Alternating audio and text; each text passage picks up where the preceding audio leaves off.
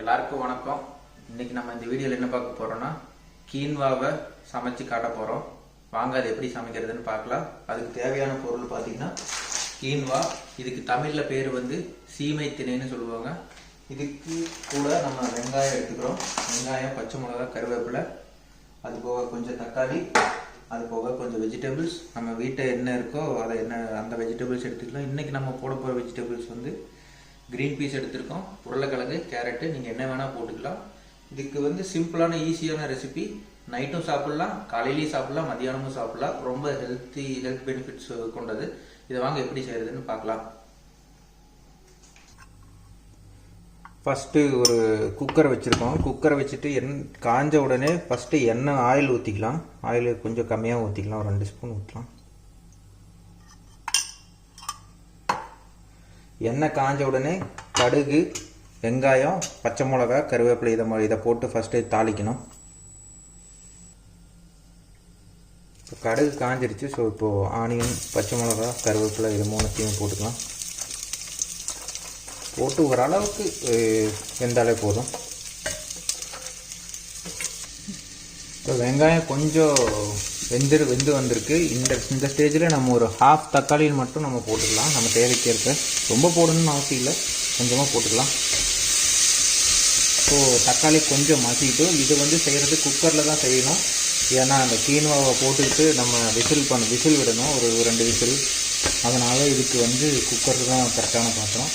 இது வந்து இங்கே இருக்கிற சூப்பர் மார்க்கெட் டெஸ்கோவில் கிடைக்கும். இது வந்து €1 வருது. கிட்டத்தட்ட நம்ம ஊர் ப்ரைஸுக்கு ஒரு 85 to 90 rupees வரும். ஒரு பேக்கெட் கிட்டத்தட்ட ஒரு 300 grams இருக்குது.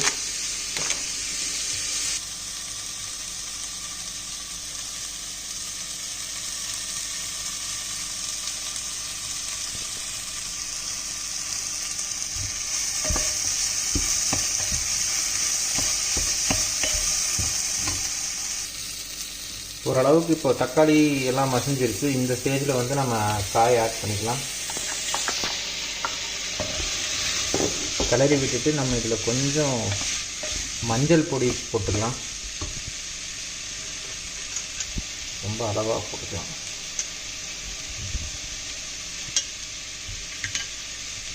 அப்புறம் முன்னாடி சால்ட்டு போட மறந்துட்டோம், அந்த சால்ட் ஆட் பண்ணிக்கலாம். சால்ட் உங்கள் தேவைக்கு இருக்கு. இது ரொம்ப சிம்பிளான ரெசிபி, ரொம்ப ஈஸியாக பண்ணிடலாம். ஸோ இது வந்து கொஞ்சம் நேரம் மசி விடலாம், ஒரு 10 நிமிஷம் குக் ஆகட்டும். இப்போது இந்த ஸ்டேஜில் காய்கறிகள்லாம் கொஞ்சம் நல்லா வெந்து வந்துடுச்சு. இந்த ஸ்டேஜில் நம்ம கொஞ்சம் பிரியாணி மசாலா, கொஞ்சம் ஃப்ளேவருக்காக கொஞ்சம் பிரியாணி மசாலா போட்டுக்கலாம்.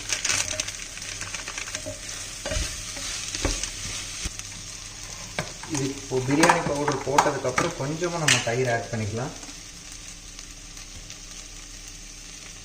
ஒரு 1/2 ஸ்பூன், இந்த ஸ்பூன் அளவுக்கு ஆட் பண்ணிக்கலாம். ஒரு கிளறி விட்டு கொஞ்சம் லோ ஃப்ளேம் வச்சுக்கலாம், இல்லைன்னா தயிர் பிரிஞ்சிடும். இது ரெடி ஆகிறதுக்குள்ளே நம்ம இந்த கீன்வாவை வந்து ஒரு கழிஞ்சு எடுத்துக்கலாம் தண்ணி விட்டு. நீங்கள் எந்த டம்ளர் வேணால் யூஸ் பண்ணலாம். 1க்கு 1.25 ரேஷியோவில் நீங்கள் தண்ணி ஊற்றினா போதும். நான் இன்றைக்கி 1 டம்ளர் எடுத்துகிட்டு போகிறேன்.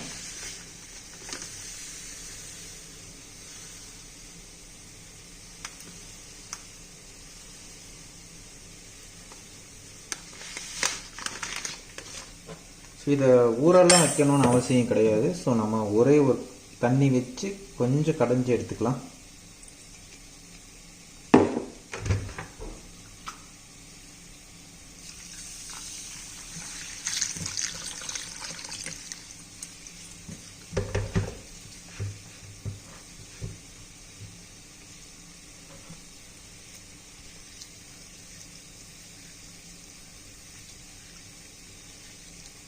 தண்ணி நம்ம வடித்து எடுத்ததுக்கப்புறம் வெறும் கீன்வாவை நம்ம ஆட் பண்ணிக்கலாம். நான் இன்றைக்கி 1 எடுத்ததுனால 1க்கு 1.25 டம்ளர் தண்ணி எடுத்துக்கலாம்.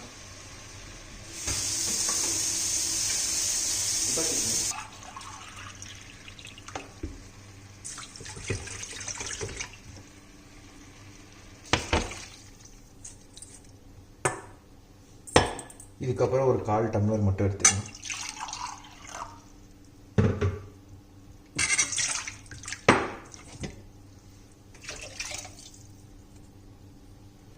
ஸோ இப்போ ஆட் பண்ணதுக்கப்புறம் ஒரு கலக்கி விட்டுட்டு நம்ம டேஸ்ட்டு உப்பு லைட்டாக காரம் மட்டும் நம்ம தேவைக்கேற்ப பார்த்துட்டு விசில் போட்டுற வேண்டியதான். இதுக்கு நம்ம மோஸ்ட்லி ஒரு விசில் விட்டாலே போதும், சீக்கிரம் வந்துடும். ஸோ இந்த ஸ்டேஜில் நம்ம இந்த குக்கரை மூடி கரெக்டாக ஒரு விசில் விட்டுட்டு ஆஃப் பண்ணிடுங்க. விசில் வந்ததுக்கப்புறம் பார்ப்போம். இப்போ கரெக்டாக விசில் வரப்போகுது.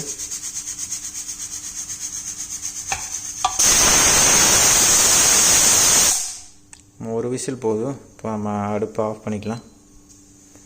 அடுப்பை ஆஃப் பண்ணிட்டு ஒரு 15 மினிட்ஸ் கழித்து எடுத்தால் சூப்பரான கீன்வா ரெடி. இப்போ ஏர் போயிடுச்சு, திறந்து பார்க்கலாம்.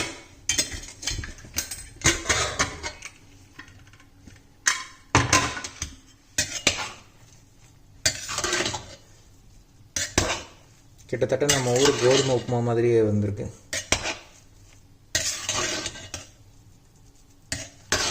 சூப்பராக வந்திருக்கு. இதுக்கு சைடிஷ் வந்து நம்ம தயிர் பச்சடி எடுத்துக்கலாம், இல்லைன்னா தேங்காய் சட்னி மாதிரி எடுத்துக்கலாம், நல்லாயிருக்கும்.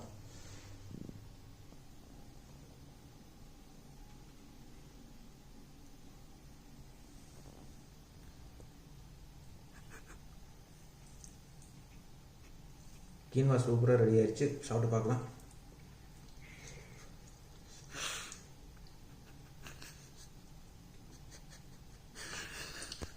நல்லா சூப்பராக வந்திருக்கு, நல்லா இருக்குது டேஸ்ட்டு. நீங்களும் இந்த மாதிரி ட்ரை பண்ணி பார்த்துட்டு எப்படி இருக்குன்னு சொல்லுங்கள்.